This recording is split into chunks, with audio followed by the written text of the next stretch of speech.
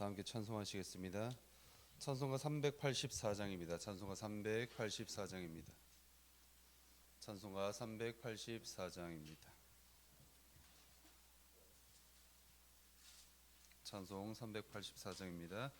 나의 갈 길 다가도록 예수 인도하시니 내 주 안에 있는 긍휼 어찌 의심하리요. 믿음으로 사는 자는 하늘 위로 받겠네. 무슨 일을 만나든지 만사 형통하리라. 무슨 일을 만나든지 만사 형통하리라. 나의 갈 길 다가도록 예수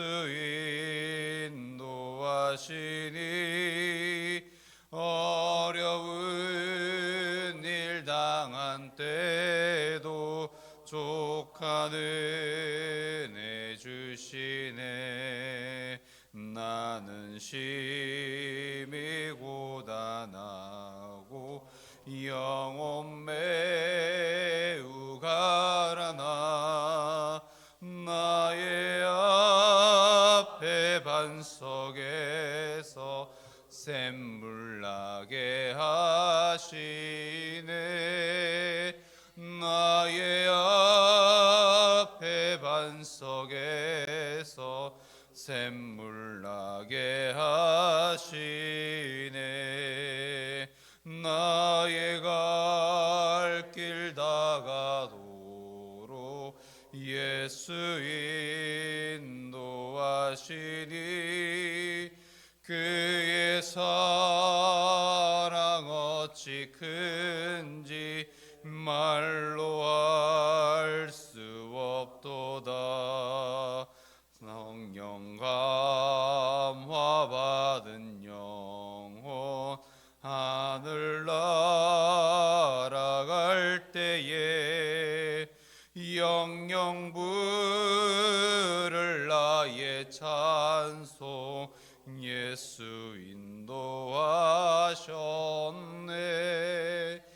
영영 부를 나의 찬송 예수 인도하셨네. 아멘. 다 함께 사도신경으로 신앙 고백 드리시겠습니다. 나는 전능하신 아버지 하나님 천지의 창조주를 믿습니다. 나는 그의 유일하신 아들 우리 주 예수 그리스도를 믿습니다. 그는 성녀로 잉태되어 동정녀 마리아에게서 나시고 본디오 빌라도에게 고난을 받아 십자가에 못 박혀 죽으시고 장사된 지 사흘 만에 죽은 자 가운데서 다시 살아나셨으며 하늘에 오르시어 전능하신 아버지 하나님 우편에 앉아 계시다가 거기로부터 살아있는 자와 죽은 자를 심판하러 오십니다. 나는 성령을 믿으며 거룩한 공교회와 성도의 교제와 죄를 용서받는 것과 몸의 부활과 영생을 믿습니다. 아멘. 오늘 함께 보실 말씀은 열왕기상 14장 1절에서 20절에 있는 말씀입니다. 열왕기상 14장 1절에서 20절에 있는 말씀입니다. 제가 가진 성경 구약 539면에 있습니다. 자, 한 절 한 절 교독해서 읽도록 하겠습니다. 그때 여로보암의 아들 아비야가 병든지라.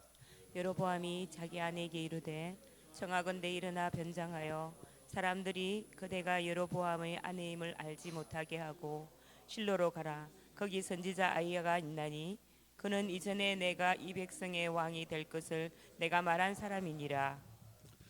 그대의 손에 떡 10개와 과자와 꿀 한 병을 가지고 그에게로 가라. 그가 그대에게 이 아이가 어떻게 될지를 알게 하리라. 여로보암의 아내 그대로 하여 일어나 실로로 가서 아이야의 집에 이르니 아이야는 나이가 많아 눈이 어두워 보지 못하니라. 여호와께서 아이야에게 이르시되 여로보암의 아내가 자기 아들이 병들었으므로 내게 물으러 오나니 너는 이러이러하게 대답하라. 그가 들어올 때에 다른 사람인 채 하매니라. 그가 문으로 들어올 때에 아이야가 그 발소리를 듣고 말하되 여로보암의 아내여 들어오라. 내가 어찌하여 다른 사람인 채 하느냐.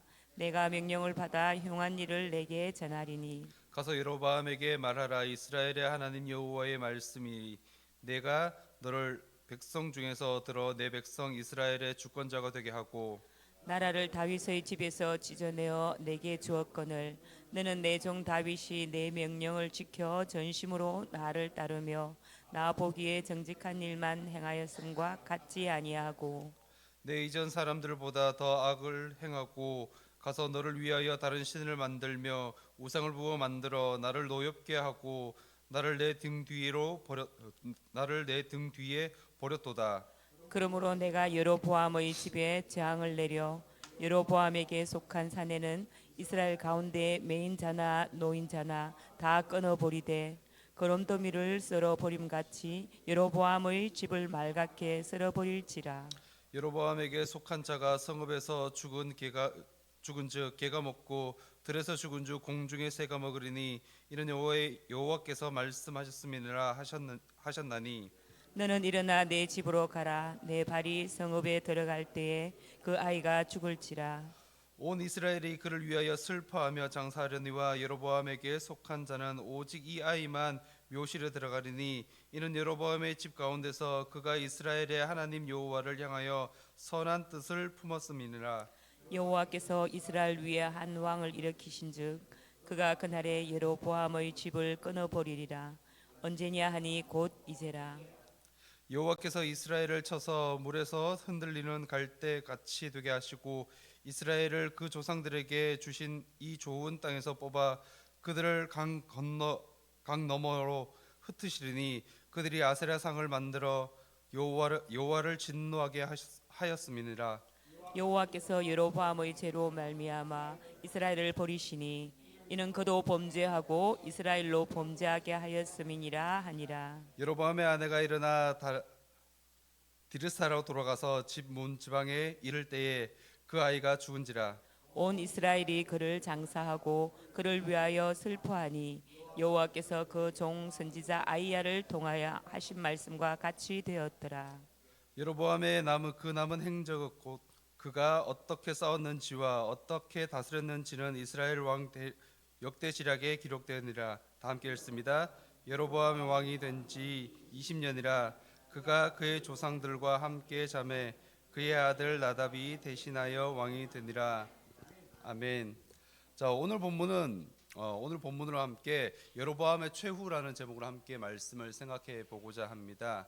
자, 특별히 오늘 본문은 죄를 지었을 때 하나님께 돌아오지 않으면 그 심판의 길을 피할 수 없다라는 내용을 하나님께서 우리에게 오늘 말씀을 해주고 계십니다.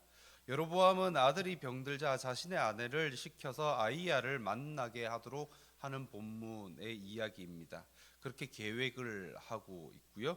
또한 하지만 하나님께서는 아이야를 통해서 여로보암의 죄 때문에 그 아들이 죽은 것을 알려주십니다.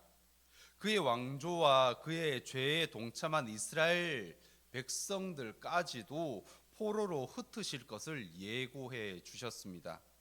병든 아들 아비야는 여로보암 가문에서 유일하게 하나님 앞에 선한 자였다라고 오늘 본문을 통해서 하나님께서도 그렇게 말씀을 해주고 계십니다.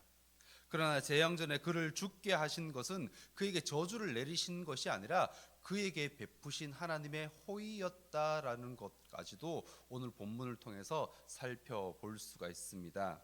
본문 1절에서 6절에 있는 말씀입니다. 여로보암은 아들 아비야가 병들자 그의 생사를 알기 위해서 자신의 아내를 그냥 보내는 것이 아니라 위장을 시켜서 선지자 아이야에게 보내고 있습니다. 여로보암이 지속적으로 죄를 짓던 그때에 아들 아비야가 병이 들었다라고 말씀을 하고 있습니다. 여로보암은 아이야를 속이기 위해서 아내를 위장시키고 평범한 백성처럼 떡과 과자, 꿀을 선물로 가져가라라고 하는 치밀한 지시, 계획까지 하고 있었습니다. 자신의 목적을 위해서 선지자를 속이려는 계획과 속임수는 앞서 베델의 선지자와 별반 다를 것이 없다라는 겁니다. 여로보암의 말을 따라 아내는 디르사에서 실로까지 갔던 겁니다.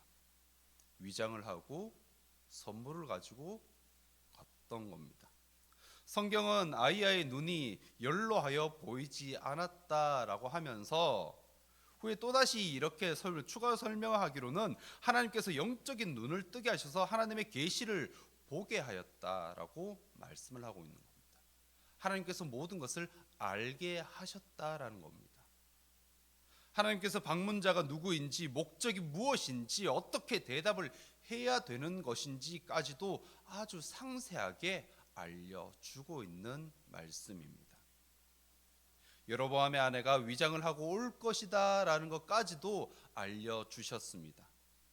아이야는 베델 선지자의 속임에 넘어간 하나님의 사람과는 다르게 상대의 속임을 꿰뚫어 볼 수가 있었습니다. 자신의 영안의 눈이 뜨여져 있기 때문이었습니다. 하나님께서 알려주셨기 때문에 모든 것이 가능했다라는 겁니다.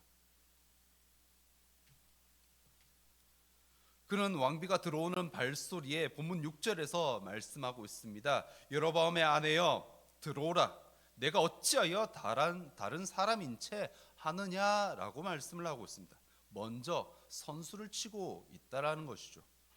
이어서 하나님께서 자신을 통해서 흉한 소식을 전하도록 하셨다라고 하였습니다. 여로보암은 왕비를 위장시켜 보내었으나 성경은 하나님께서 아이야를 그들에게 보내셨음을 넌지시 알려주고 계십니다. 아이야는 연로하여서 눈이 보이지 않았지만 영의 눈이 밝아서 하나님의 계시를 보았고, 여로보암과 그의 아내는 눈을 뜨고 있었지만 영의 눈이 감겨서 하나님의 계시를 보지 못한 채 죄를 범하고 있는 모습을 우리에게 보여주고 있는 것입니다. 다음은 7절에서 16절에 있는 내용입니다. 여로보암에게 전달된 하나님의 계시는 크게 세 부분으로 나눌 수가 있습니다. 그의 죄를 고발하고 죄에 대한 심판을 선고하셨던 겁니다. 첫 번째 부분은 7절에서 9절에 있는 내용입니다. 솔로몬 생전에 하나님께서 아이야를 통해 여로보암에게 전한 말씀을 기반으로 하여서 하나님의 은혜를 저버린 죄를 고소하고 있습니다. 하나님께서는 다윗과 같은 순종을 기대하였지만 여로보암은 다윗과 같지 않았다라고 이야기를 하고 있습니다. 오히려 하나님을 등 뒤로 내던져 버린 모습을 하고 있었다라고 하나님께서는 말씀으로 표현하고 계십니다. 그리고 자기를 위해서 우상을 만들고 이전 백성들보다 더 큰 악을 행했다라고 우리에게 전해주고 있습니다. 두 번째 부분은 10절에서 14절에 있는 내용에서 나타나고 있습니다. 여로보암의 죄로 인해서 가문과 왕조의 몰락을 선고하셨습니다. 두 번째, 제일 처음과 마지막에 끊어지겠다, 끊을 것이다 라는 말씀이 있습니다. 하나님의 단호함이 여전히 그 말씀 속에 담겨 있는 것입니다. 중간에 아비야의 죽음을 예고하고 있는 거고요. 또한 왕조의 몰락으로 가문에 속한 남자들이 아주 비참한 죽음을 당하게 된다라고 묘사를 하고 있습니다. 이 죽음의 묘사가 아주 비참하게 소개되고 있습니다. 거름더미처럼 쓸어버림을 당하고 시신은 성읍과 들에 버려져 개와 새의 밥이 될 거다라고 말씀을 하고 있습니다. 또한 가문의 남자에 속한 아비야의 죽음도 포함되고 있었습니다. 아이야는 왕비가 속여서 들어올 때 그녀에게 아들을 아비야의 죽음을 예고하였습니다. 마지막 부분은 15절에서 16절에 있는 그 여로보암의 죄로 인해서 북이스라엘의 멸망을 선포하는 죄의 부분입니다. 물에 심긴 갈대가 바람에 심히 흔들리는 것처럼 하나님께서는 이스라엘을 쳐서 불안정한 왕조로 휩쓸어 버리겠다라고 말씀을 하셨던 겁니다. 하나님을 버리고 우상을 택한 것 때문이었습니다. 성전, 제사, 절기, 제사장 등 하나님께서 제정하신 것들을, 신앙 체계 자체를 완전히 무시하고 자신들 마음대로 자신들이 원하는 곳에서 자신들이 원하는 방식대로 예배를 드렸기 때문입니다. 하나님의 방식이 아니라 자신이 원하는, 자신이 즐겨하는 방식으로 예배를 드렸다라는 겁니다. 여로보암 마음대로 바꿈으로 이스라엘 백성까지도 죄에 내몰게 되는 상황을 보이게 되었던 겁니다. 그래서 북이스라엘 공동체 전체에 몰락을 가져오게 되었습니다. 성경은 이렇게 이야기를 하고 있습니다. 지도자의 불순종과 죄는 공동체의 멸망을 가져오게 되는 거다라고 말씀을 하고 있는 겁니다. 끝으로 17절에서 20절에 있는 말씀입니다. 하나님께서는 아이야를 통해서 예고하신 대로 여로보암의 아들을 죽게 하십니다. 죽음을 맞게 하신 것이죠. 아이야를 통해 자신의 아들의 죽음을 들은 왕비는 왕궁으로 돌아와 문지방에 이르렀을 때, 그때 자신의 아들이 죽었음을 듣게 되었습니다. 하나님의 말씀대로 온 이스라엘은 그를 장사하게 되었습니다. 그를 위하여 애곡하였던 겁니다. 여로보암의 아들 아비야의 죽음이 실현된 것으로 말미암아 아이야가 선언한 모든 예언들이 실현된다라는 것을 보여준다라는 겁니다. 여로보암은 22년 동안 북이스라엘 통치하였고, 통치 말년에 유다 아비암과 전쟁을 벌이기도 하였습니다. 하지만 여로보암은 세력을 회복하지 못하였고 하나님께서 치심으로 죽게 되었습니다. 그 위에 아들 나답이 왕위를 잇는 것으로 그의 모든 행적은 마무리를 하게 되고 있습니다. 그렇게 하여서 오늘 본문은 끝을 맺고 있습니다. 그럼 우리가 오늘 이 본문을 통해서 어떤 것을 생각해 볼 수 있는 것일까요? 보기는 보아도 영안이 뜨이지 않으면 하나님의 계시를 볼 수 없는 눈뜬장님과 같다라는 모습을 우리는 성경을 통해서 우리는 살펴볼 수가 있을 것입니다. 여로보암과 그의 아내가 아이야를 속이려 했던 것처럼 사람은 속일 수 있지만 전능하신 하나님은 속일 수 없다라는 것을 우리는 성경을 통해 살펴볼 수가 있습니다. 또한 앞선 지도자의 죄로 인해 공동체의 몰락이 다가온다라는 것도 또한 성경을 통해서 우리는 살펴볼 수 있습니다.